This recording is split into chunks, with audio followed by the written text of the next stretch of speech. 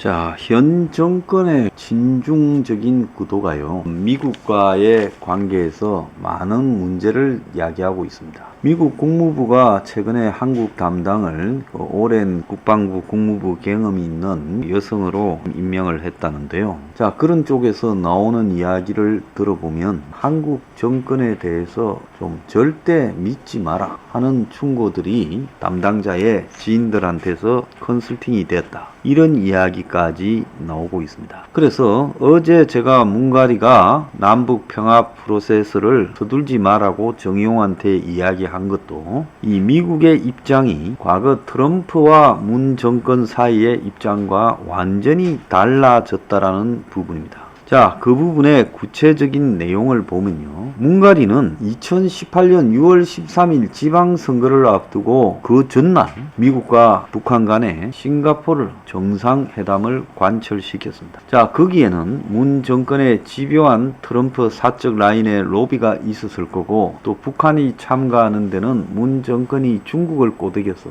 중국으로 하여금 북한을 가도록 만들었을 겁니다. 그래서 그 직전에 북한의 김정은이가 중국으로 가서 시진핑을 만나가지고 시진핑과 여러 논의를 한 것으로도 보입니다. 그래서 문이 북한, 중국, 또 미국까지 녹여가지고 한국 선거 하루 전날 싱가포르에서 미북 회담을 했고, 자기도 거기 참여하려고 애를 썼습니다. 물론 문의 참여는 좌절되었지만 새벽까지 싱가포르에서 떠나는 김정은의 행차까지도 중계를 하면서 결국은 다음날 선거는 유례없는 여권의 압승으로 끝났고요. 그리고 작년 4월 15일 총선을 앞두고는 3월 20일입니까? 문과 트럼프 사이에 통화가 있었습니다. 당시 미국에 한참 맹위를 떨치는 코로나 부분에 대해서 방역 지원을 해주겠다. 한국 제품이 미국에 주어지려면 미국 FDA 허가가 필요하다. 트럼프가 기다렸다는 듯이 하루 만에 해주겠다. 결국 그 주말에 외교부의 강경화는 진단키트가 미국의 사전 승인, 잠정 승인을 받았다라고 이야기를 하면서 수출이 된다고 했고, 실제 4월 14일 날 미국 연방재난청에 비행기가 와서 싣고 갔습니다. 당시 2월 말만 해도 총선의 패배가 우려되던 문 정권이 불과 한 달 반 만에 사태를 역전시킨 데는 코로나 모범 방역국 이미지를 만들어서 그 부분을 미국의 트럼프가 도와준 부분이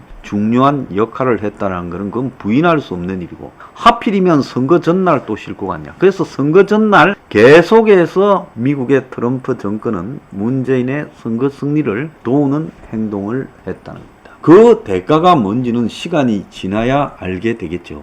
한국의 숙골들은 트럼프를 신처럼 떠받들었습니다만은, 저는 선거 전날 반복되는 문재인을 돕는 행위를 한 이 트럼프의 행위에 무슨 약이 미겨졌는지는 세월이 지나면 드러날 거라고 봅니다. 자, 그런데 이제 바이든으로 정권이 바뀌었습니다. 저는 바이든이 될 거라고 봤고 돼야 된다고 생각했습니다. 그건 뭔가 하면 한국의 선거에 더 이상 미국이 영향을 미치지 못한다. 바이든이 되면 그렇게 될 것이다라고 예측을 했기 때문입니다. 바이든이 당선이 됐고 4월 7일 날 서울 부산시장 보선에는 이건 일종의 내년 대선에 대한 사전 투표라고 봐야 되겠죠. 내년 대선의 파일럿 테스트 격인 이 선거에 미국이 개입하지 않을 것이다. 그런데 철저하게 문이 다시 가짜 비핵화 사기쇼 시즌2를 밀고 가려고 함에도 불구하고, 자, 이번에는 잘 안 되고 있다는 겁니다. 이번엔 잘 안 되고 있어요.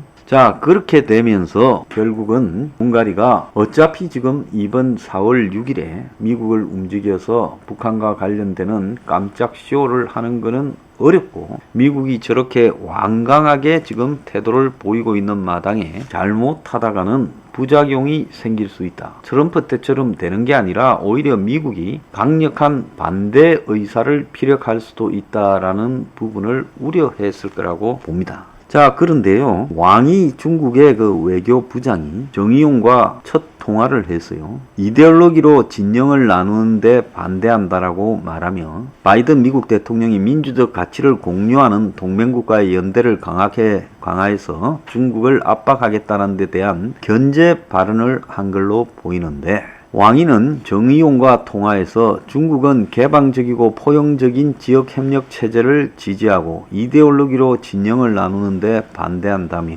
한반도 정세는 한국과 중국 각자의 중요한 이익이 걸린 문제다. 중국은 한반도 문제에 한국 측이 당사자로서 주도적인 역할을 하는 것을 일관되게 강조해왔다. 이 말은 제가 듣기에는 뭐로 들리는가 하면 중국은 문가리 정권을 계속 지지해서 사기 비핵화 쇼를 밀어줬으니 너네들은 그 빚을 갚아야 된다. 지금 이렇게 말하는 걸로 들립니다. 즉 한국이 남북관계 등 한반도 문제와 관련해 미국에 끌려다니지 말고 주도적인 역할을 해야 된다. 이렇게 말한 것으로 해석이 되는데요. 왕위는 중국과 한국은 반드시 소통과 조율을 강화해 한반도 평화와 안정을 유지하고 한반도 비핵화를 실현하며 한반도의 항구적 평화를 이룩해야 된다. 이렇게 말을 하고 있습니다. 자, 한국 외교부도 자료를 내고 두 장관은 한반도 지역 정세의 의견을 교환했고 한반도의 완전한 비핵화 항구적 평화체제 구축에 실질적인 진전 여건을 마련하기 위해 협력을 강화해 가기로 했다. 그러면서 왕 부장은 시진핑 국가주석의 방한 의지를 재확인했다면서 코로나 감염증 상황이 안정되는 대로 시진핑이 방한하도록 계속 소통해 가기로 했다 했습니다. 그깟 시진핑이 오든가 말든가 뭐가 중요합니까? 자, 오늘 조선일보에는 정권현 선임 기자가요, 각자 도생 세계사의 숭중사대를 언급을 했습니다. 조선시대 때 정을 초하룬 날 중국 황제에게 망골레, 즉 중국 황제를 상징하는 골패를 모신 뒤 문무백관이 중국 황제한테 절을 했다고 합니다. 그래서 1898년 폐지될 때까지 그런 적이 없었다고 그래요.